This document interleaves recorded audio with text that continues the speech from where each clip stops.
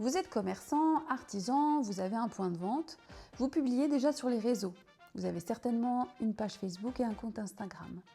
Mais aujourd'hui, vous vous demandez si TikTok, ça vaut le coup. Est-ce que votre clientèle est présente? Est-ce que ça ne va pas vous demander trop de temps de publier sur TikTok? Est-ce que les commentaires, c'est plutôt positif ou négatif? Voilà, vous vous posez peut-être plein de questions. Eh bien, bienvenue dans ce nouvel épisode de Ça rayonne. Aujourd'hui, on va commencer à dégrossir TikTok pour votre commerce en 2026. Est-ce que ça vaut le coup? Alors, ça va être une série d'épisodes où je vais vous embarquer avec moi dans la création d'un compte TikTok pour un commerce local. On va voir ensemble un peu les coulisses. C'est quoi les règles aujourd'hui en 2026 pour être visible sur TikTok? Est-ce que ça vaut le coup? Quelle est la différence avec les autres réseaux sociaux? On va voir tout ça ensemble sur quelques épisodes. Je vais vous embarquer avec moi dans la création d'un compte. Avant de commencer cet épisode, je vous invite à télécharger ma ressource gratuite qui est en premier lien de l'épisode. C'est un guide pour mettre en place 5 actions rapides pour développer votre visibilité sur Internet. Parce qu'avant de vous déployer sur plein de réseaux sociaux, il faut quand même déjà avoir des fondations solides. Donc n'hésitez pas à télécharger mon guide gratuit pour mettre en place ces premières actions. Fin d'année 2025, TikTok lance une nouvelle fonctionnalité, le Nearby Feed. C'est quoi? C'est un fil d'actu avec les publications locales, géolocalisées, qui va mettre en avant les commerces et les créateurs. En gros, vous faites une vidéo, vous la postez et vous spécifiez la localisation, là où vous êtes situé dans la ville, et ça va la diffuser plus largement auprès des habitants, donc auprès des personnes qui habitent ou qui sont actuellement proches de votre lieu, de votre point de vente. Ça, cette nouvelle fonctionnalité, elle va rebattre complètement les cartes des réseaux sociaux. Car aujourd'hui, moi j'avais encore beaucoup d'entreprises qui étaient très frileuses d'aller sur TikTok pour plusieurs raisons.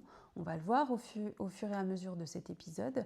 Mais aujourd'hui, avec cette nouvelle fonctionnalité-là, il y a quand même tout intérêt à être présent sur TikTok. Ce qui m'a encore plus confirmé ça, c'est la dernière fois quand je donnais un cours, il y a une de mes étudiantes qui m'a dit « Moi, maintenant, quand je cherche un resto, si je suis en vacances, je le fais avec TikTok. » Elle va même plus consulter les avis sur Google, elle le fait directement depuis le réseau social.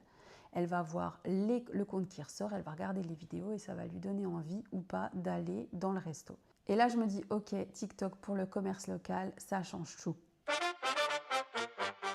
Alors pourquoi les entreprises sont frileuses d'aller sur TikTok encore aujourd'hui? Parce que c'est le mauvais élève des réseaux sociaux.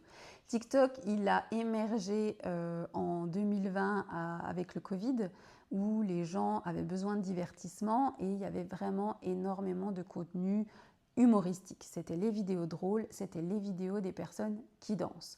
Donc oui, il a cette étiquette un peu de mauvais élève, de contenu où c'est des ados qui dansent. Et donc du coup, là, les entreprises sont un peu frileuses de se lancer là-dessus parce que clairement, les entrepreneurs, les commerçants, non, vous n'avez pas envie de danser sur de la musique.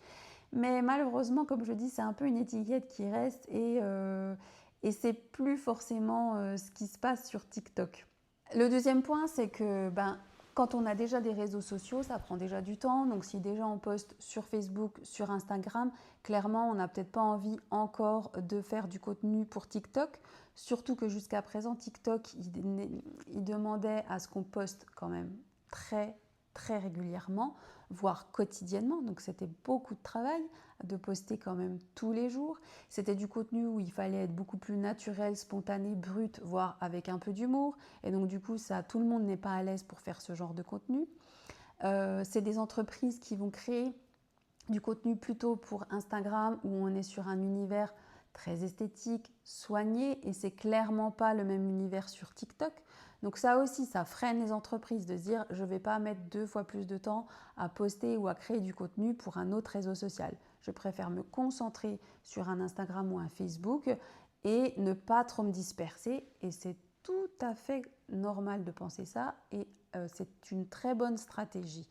Mais c'est vrai que comme je disais, maintenant que TikTok a un fil de publication géolocalisée pour un commerce local, ça devient intéressant. Ça devient aussi intéressant parce que du coup, aujourd'hui, à l'heure de l'IA, où les contenus entre ce qui est vrai, ce qui est faux. Enfin voilà, les utilisateurs ont un peu du mal à dissocier le vrai du faux. Et bien aujourd'hui, sur n'importe quelle plateforme sociale, le contenu naturel, spontané, va primer, va être davantage recherché par les utilisateurs et c'est ce qui va plaire en 2026.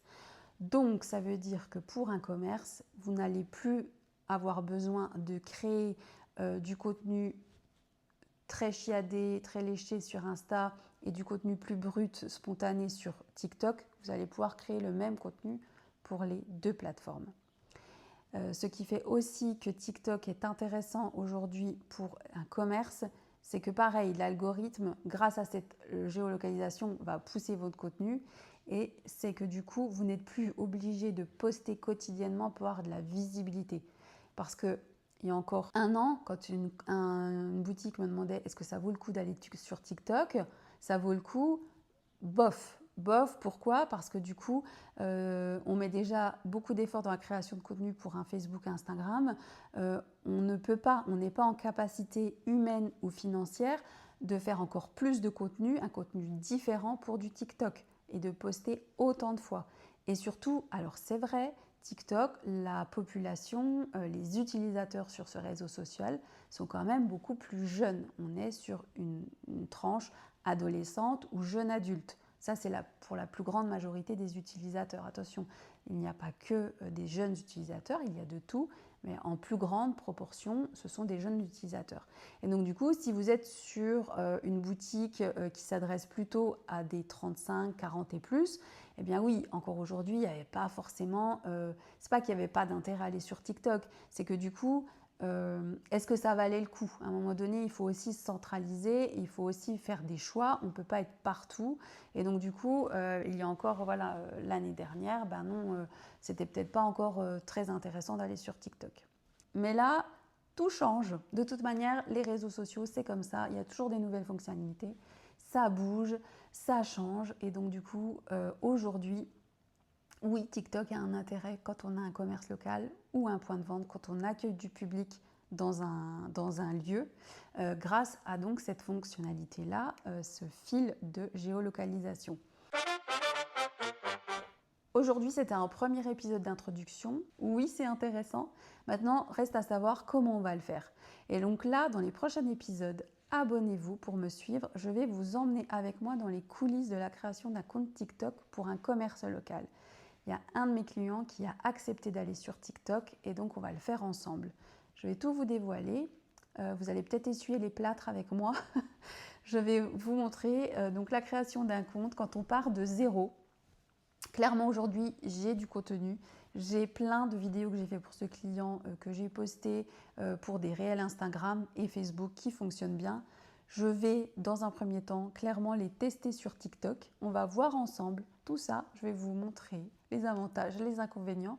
Donc, on va le faire ensemble. Donc, si ça vous intéresse, abonnez-vous à la chaîne, abonnez-vous au podcast. En attendant, allez vite télécharger mon guide, les 5 actions rapides à mettre en place pour développer votre visibilité locale. Ça, c'est la base. Si vous ne faites pas ça, ça ne sert à rien de se disperser sur plusieurs réseaux sociaux. Donc allez faire ça, vous me suivez et on se retrouve lundi prochain où je vous emmène dans les coulisses de la création d'un compte TikTok pour un commerce local. Allez, bye!